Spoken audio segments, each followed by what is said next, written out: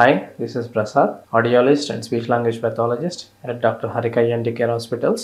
ఈ రోజు మనం what is the difference between cochlear implants and hearing aids? So చాలా మంది పేషెంట్స్ కానీ పేరెంట్స్ కానీ అడుగుతూ ఉంటారు లైక్ కాక్లియర్ ఇంప్లాంట్ సర్జరీకి ఎందుకు వెళ్ళాలి, లేదా హీరింగ్ ఎయిడ్సే ఎందుకు పెట్టుకోవాలి, నేను సర్జరీకి డైరెక్ట్గా వెళ్ళొచ్చా లేదా, సో ఏది బెస్ట్ ఆప్షన్ అని చాలా మంది పేరెంట్స్ అడుగుతూ ఉంటారు. అండ్ చాలా మంది కొన్ని డౌట్స్ కూడా ఉన్నాయి, వాట్ ఇస్ ద డిఫరెన్స్ అనేది అసలు. సో బేసిక్ డిఫరెన్స్ ఏంటి అంటే లైక్ హీరింగ్ ఎయిడ్స్ అనేవి సౌండ్స్ అనేవి యాంప్లిఫై చేస్తుంది.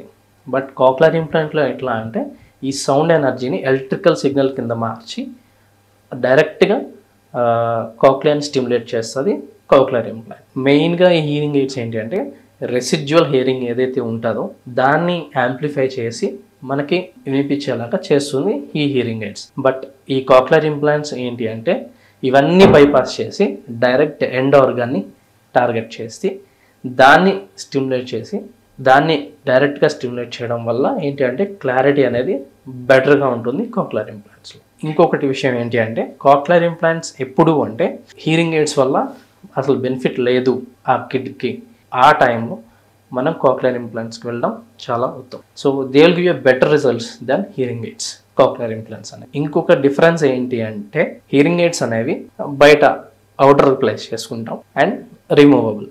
అండ్ కాక్లియర్ ఇంప్లాంట్స్ వచ్చేసి ఏంటంటే బయట ఉంటుంది అండ్ లోపల కూడా దాన్ని ప్లేస్ చేస్తారు. కాక్లియర్ ఇంప్లాంట్స్ అనేవి పర్మనెంట్. సో హీరింగ్ ఎయిడ్స్ అనేవి లైక్ మనం తీసి పెట్టడం అట్లా చేయొచ్చు. బట్ కాక్లియర్ ఇంప్లాంట్స్ ఇంకా పర్మనెంట్.